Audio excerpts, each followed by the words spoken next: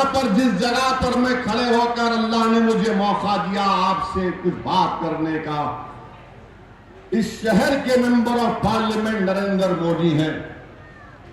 बताइए, आप 10 साल से मेंबर ऑफ पार्लियामेंट हैं, क्या नरेंद्र मोदी ने आकर पूछा कि हमारे अंसारी भाइयों के घर में कभी चिराग जलता है या नहीं जलता है? क्या नरेंद्र मोदी ने बुनकरों की सहूलत के लिए कुछ इकदाम किए नहीं किए? नरेंद्र मोदी ने, मोदी का नाम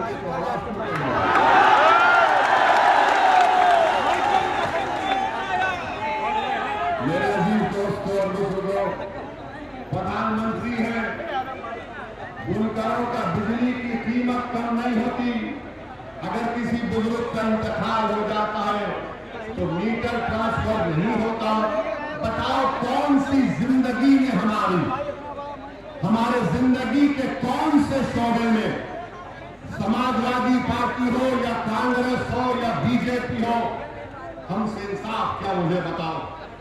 मेरी इस बात का सोचो, मेरी इस बात को अभी जवाब मत दो। तुम जो अपने घर को जाओगे, अपने बुजुर्गों के सामने बैठकर पूछो कि दीवाना शेरवानी पहनकर आया था, जिसके सर पर टोपी थी, वो ये सवाल हमसे करके चला गया कि हमारे जिंदगी के कौन से शोबे में हमको इज्जत मिली, हमसे इंसाफ मिला, हमारे बच्चों को स्कूल की तालीम मिली। अरे बताओ हमारे अंसारी भाइयों, आपकी कौन सी औलाद मुल्क के बड़े बड़े तालीमीदारों में तालीम हासिल कर रही है? मुझे बताया गया कि 50% आप लोग यहां से निकलकर हिंदुस्तान के कोने कोने में, मुंबई शहर, बड़े बड़े शहरों में जा चुके हैं। ये इसलिए हो रहा है क्योंकि आप इन लोगों को छोड़ना नहीं चाह रहे, जो आपको दिखाकर, आपका वोट लेकर सत्ता में तो आ जाते हैं, मुख्यमंत्री तो बन जाते हैं, विधायक बन जाते, सांसद बन जाते, पार्षद बन जाते, मेयर बन जाते, मगर आपकी जिंदगियों में कोई तब्दीली नहीं आती। मेरे अजीज दोस्तों और बुजुर्गों, जिंदगी में तब्दीली कब आएगी? जब आप सिर्फ वोट डालने वाले नहीं, वोट लेने वाले बनेंगे। मैं पहले भी कह चुका हूं, आज भी कह रहा हूं, मैं उत्तर प्रदेश को इसलिए नहीं आ रहा हूं कि मैं अपने आप को यहां पर मजबूत कर सकूं। मैं उत्तर प्रदेश या बिहार या भारत के कोने कोने में इसलिए नहीं जाता हूं ताकि कोई मेरी मकबूलियत में इजाफा हो सके। मैं भारत के कोने कोने में इसलिए नहीं जाता हूं कि मेरी अना को तस्कीन पहुंचे। अरे मैं इसलिए जाता हूं कि अल्लाह ने मुझे एक मुकाम दिया है।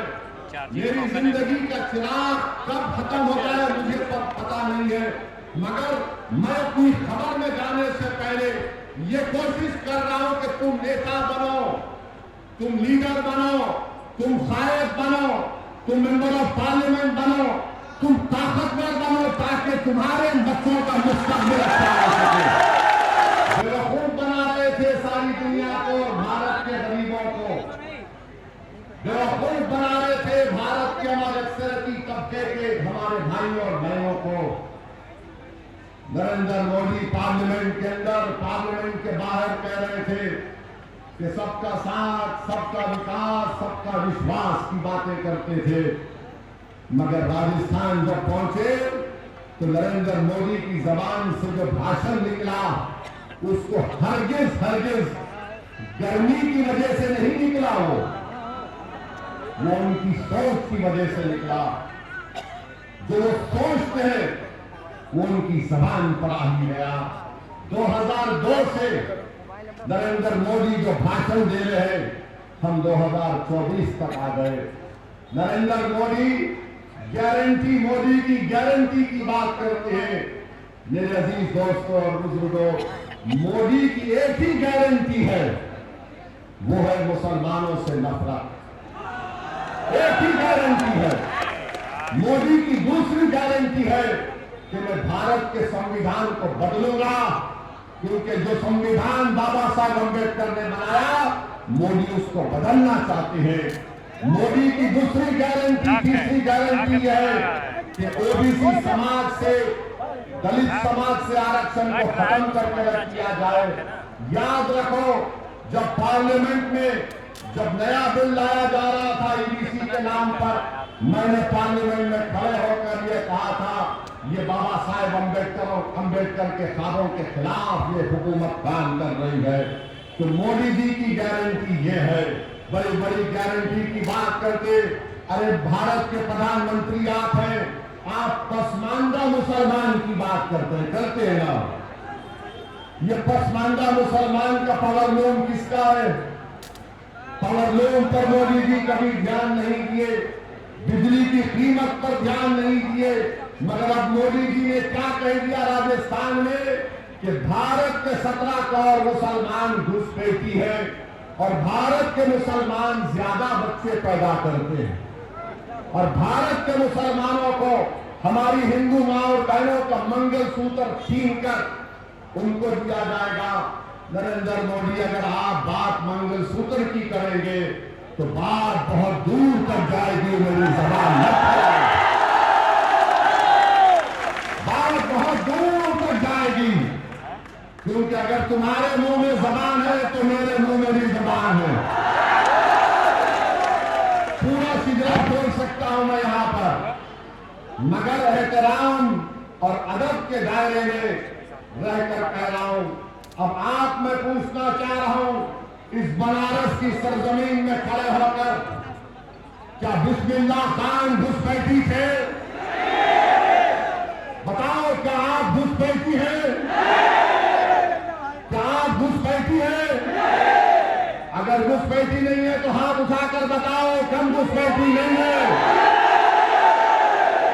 से हाथ नहीं उठे, हाथ उठाइए जहां तक आवाज अंदर पहुंचा और जोर से बोलिए कि हम घुसपैठी नहीं है। इस मुल्क का आजाद हमने करवाया। बोलो मेरे साथ, इस मुल्क का आजाद हमने करवाया। मेरे भाई, मैं आपके थालियों का कभी मोहताज नहीं था। मैं आपसे नहीं कह रहा हूं कि मैं तकरीर इसलिए कर रहा हूं कि तुम्हारी थालियों को सुनकर मुझे खुशी मिलेगी। मेरे भाई, मेरे थालियां सुन सुनकर मेरे कान पक चुके हैं। तुम्हारे जज्बाती नारे सुन सुनकर मेरे कान पक चुके हैं।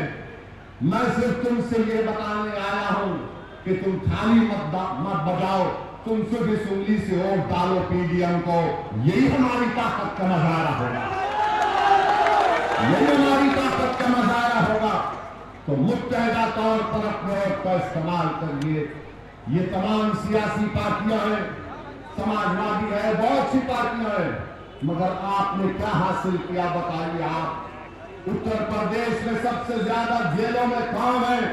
दलित समाज है, आदिवासी समाज है, पिछड़ा समाज है, मुसलमान है। आप बताइए अजीज दोस्तों और बुजुर्गों, मैं मुख्तार अंसारी का नाम लेकर कह रहा हूं, मैं किसी बात से डरने वाला नहीं हूं। जमहूरियत के दायरे में रहकर कह रहा हूं कि मुख्तार अंसारी एक इंसान था। मुख्तार अंसारी एक इंसान था, जुडिशियल कस्टडी में था, जहर देकर मार दिया। वो शहीद है, वो शहीद है। और शहीदों के बारे में कहा गया कि उनको मुर्दा कभी मत कहो, वो जिंदा है, उनको गुजार मिलती है। मगर उनको बचाने की जिम्मेदारी बीजेपी की सरकार की थी, उनको बचाने की जिम्मेदारी बीजेपी की सरकार की थी और उसमें नाकाम साबित हुए। जिम्मेदारी उनकी है। याद रखो, इख्तियार किसी के पास नहीं रहता मेरे भाई। अगर इख्तियार किसी के पास रहता तो फिर भारत में इतने बड़े बड़े राजाओं बादशाहों के महल आज वीरान क्यों पड़े हैं? वो पूरे महल वीरान पड़े हैं, खंडर में तब्दील हो गए। कोई उनकी तरफ नजर उठाकर नहीं देखता। कुदरत ये बता रही है कि देखो, ये किसी वक्त में ये खंडर बड़ी आलीशान इमारत थी, मगर इख्तियार किसी के पास रहने वाला नहीं है। इख्तियार सबके पास से जाएगा और जो जुल्म करेगा कुदरत उससे बहुत जल्दी इख्तियार छीन लेती है, उसको रुसवा करती है इंशाअल्लाह ताला।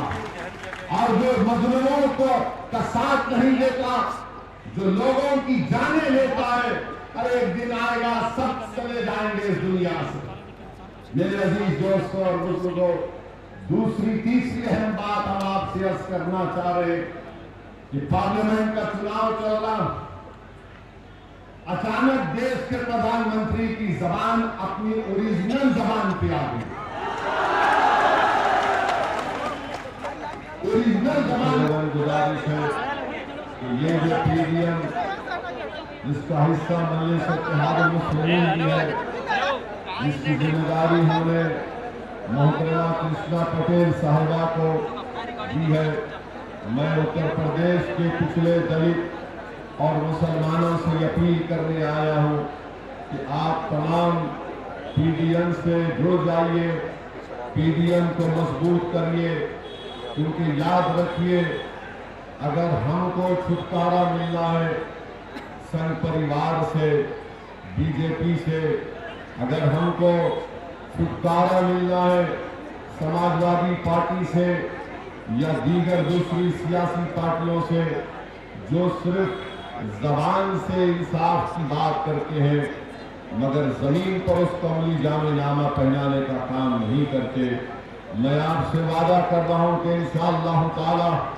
ये पीडीएम ने एक पहला कदम बढ़ाया है और मैंने हमारी बहन पल्लवी पटेल साहिबा से ये बात कही है कि ये सिर्फ पार्लियामेंट के चुनाव के हद तक महदूद नहीं रहेगा, बल्कि मैं बताना चाहूंगा नरेंद्र मोदी को और अखिलेश यादव को और उन तमाम सियासी लीडर्स को जिन्होंने पिछला दलित और मुसलमान को दबाया और कुचला कि ये सिर्फ पार्लियामेंट के इलेक्शन के हद तक नहीं रहेगा, बल्कि ये शुरुआत है एक लंबे सफर की और हम अपनी मंजिल को जरूर पहुंचेंगे और उस मंजिल को पहुंचते पहुंचते मुझे यकीन है कि आप तमाम का साथ मिलेगा और ये जो हमने शुरुआत की पीडीएम की, ये आने वाले पार्लियामेंट इलेक्शन में भी रहेगा, आने वाले जिला परिषद के इलेक्शन में भी पीडीएम रहेगा और फिर जब विधानसभा के चुनाव होंगे ये पीडीएम उस वक्त भी रहेगा इंशाअल्लाह ताला। तो मैं आपको इस बात का तयस्सुर देने आया हूं कि ये सिर्फ पार्लियामेंट के इलेक्शन के लिए नहीं बनाया गया, बल्कि ये इसलिए बनाया गया है कि आपकी वोट की अहमियत बढ़े और जब आपकी वोट की अहमियत बढ़ेगी तभी जाकर आपसे इंसाफ होगा। मेरे अजीज दोस्तों और बुजुर्गों, मैं आपको ये बताना जरूरी समझता हूं कि ये पार्लियामेंट के चुनाव में समाजवादी पार्टी ने कांग्रेस से मिलकर अलायंस किया और सही कहा पल्लवी पटेल साहिबा ने कि जब से पीडीएम बना समाजवादी पार्टी और दीगर पार्टियों की तरफ से ये इल्जाम हम पे लगाया जा रहा है कि हम भी टीम है।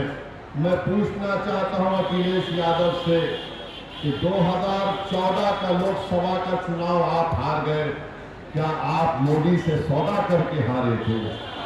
2017 का विधानसभा का चुनाव आप हार गए, क्या आपने योगी आदित्यनाथ से कोई डील कर ली थी? फिर 2019 का लोकसभा का चुनाव आया, फिर अखिलेश यादव हार गए, बताओ क्या आपने कोई ऐसी डील कर ली थी कि आपके खिलाफ कोई इंक्वायरी ना हो?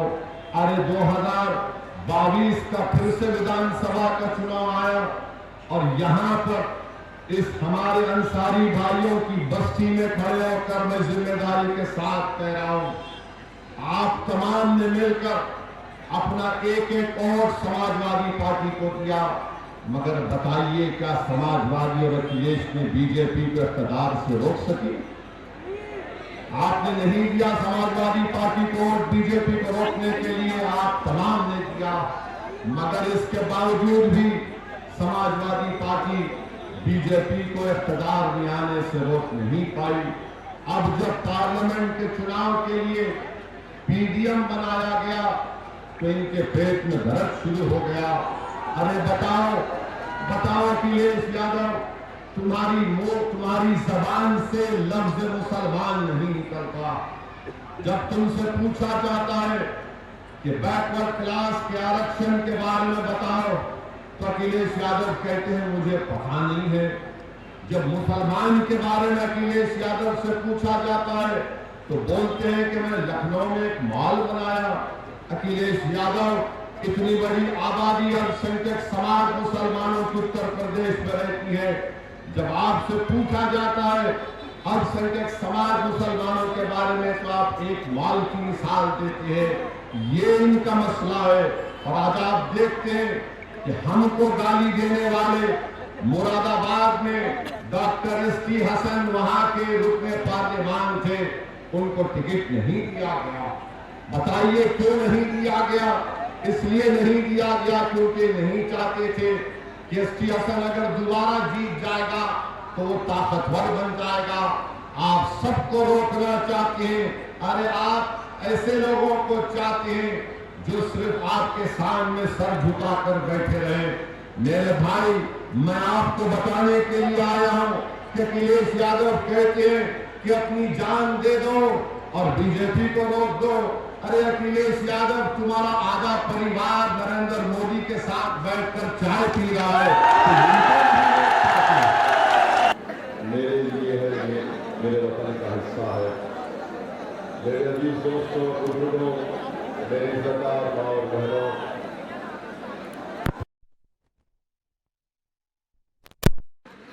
पीडीएम इसलिए बनाया गया क्योंकि उत्तर प्रदेश की सियासत में, उत्तर प्रदेश की राजनीति में हम ये देखते हैं कि पिछड़ा दलित और मुसलमान का सिर्फ वोट लिया जाता है मगर उनसे इंसाफ नहीं किया जाता। पीडीएम इसलिए बनाया गया ताकि मुख्तलिफ सियासी पार्टियों में दलित और मुसलमान का उनको कोई इंसाफ उनसे नहीं। जाए दो रास्ता दो भाई। वो गरीबी मजबूत हो गए। इसलिए बनाया गया उत्तर प्रदेश की राजनीति में एक विकल्प हो इस पिछड़े समाज के लिए। पीडीएम गया ताकि हकीकी माने में समाजी इंसाफ हो सके।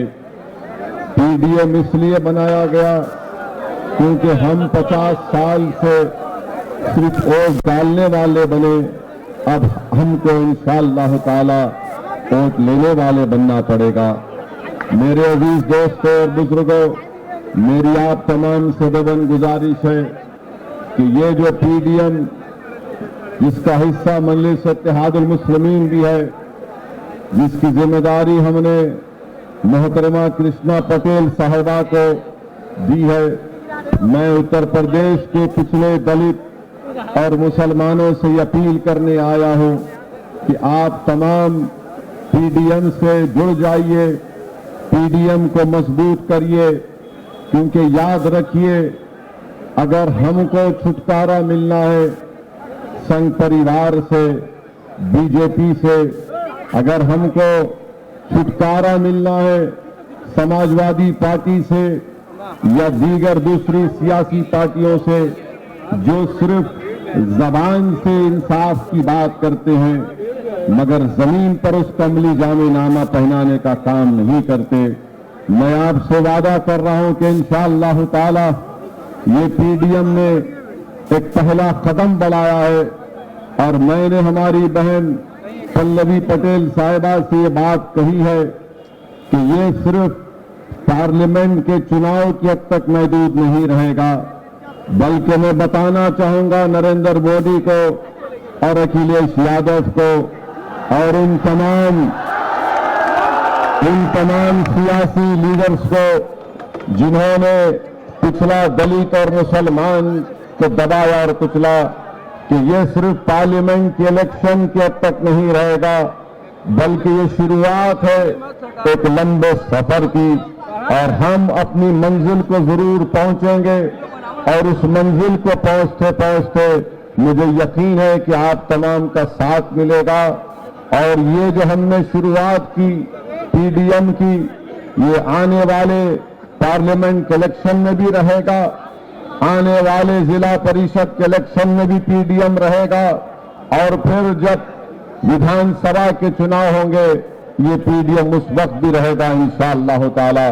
तो मैं आपको इस बात का तयक़ुन देने आया हूं कि ये सिर्फ पार्लियामेंट के इलेक्शन के लिए नहीं बनाया गया, बल्कि ये इसलिए बनाया गया है कि आपकी वोट की अहमियत बढ़े, और जब आपकी वोट की अहमियत बढ़ेगी तभी जाकर आपसे इंसाफ होगा। मेरे अजीज दोस्तों और बुजुर्गों, मैं आपको ये बताना जरूरी समझता हूं कि ये पार्लियामेंट के चुनाव में समाजवादी पार्टी ने कांग्रेस से मिलकर अलायंस किया, और सही कहा पल्लवी पटेल साहिबा ने कि जब से पीडीएम बना, समाजवादी पार्टी और दीगर पार्टियों की तरफ से ये एक इल्जाम हम पे लगाया जा रहा है कि हम बी टीम हैं। मैं पूछना चाहता हूं अखिलेश यादव से कि 2014 का लोकसभा का चुनाव आप हार गए, क्या आप मोदी से सौदा करके हारे थे? 2017 का विधानसभा का चुनाव आप हार गए, क्या आपने योगी आदित्यनाथ से कोई डील कर ली थी? फिर 2019 का लोकसभा का चुनाव आया, फिर अखिलेश यादव हार गए, बताओ क्या आपने कोई ऐसी डील कर ली थी कि आपके खिलाफ कोई इंक्वायरी ना हो? अरे 2022 का फिर से विधानसभा का चुनाव आया, और यहां पर इस हमारे अंसारी भाइयों की बस्ती में खड़े होकर मैं जिम्मेदारी के साथ कह रहा हूं, आप तमाम ने मिलकर अपना एक एक वोट समाजवादी पार्टी को दिया, मगर बताइए क्या समाजवादी और अखिलेश ने बीजेपी को इख्तियार से रोक सकी? आपने नहीं दिया समाजवादी पार्टी को वोट, बीजेपी को रोकने के लिए आप तमाम ने दिया, मगर इसके बावजूद भी समाजवादी पार्टी बीजेपी को इख्तियार में आने से रोक नहीं पाई। अब जब पार्लियामेंट के चुनाव के लिए पीडीएम बनाया गया तो इनके पेट में दर्द शुरू हो गया। अरे बताओ अखिलेश यादव, तुम्हारी जबान से लफ्ज मुसलमान नहीं निकलता। जब तुमसे पूछा जाता है कि बैकवर्ड क्लास के आरक्षण के बारे में बताओ तो अखिलेश यादव कहते हैं मुझे पता नहीं है। जब मुसलमान के बारे में अखिलेश यादव से पूछा जाता है तो बोलते हैं कि मैं लखनऊ में एक मॉल बनाया।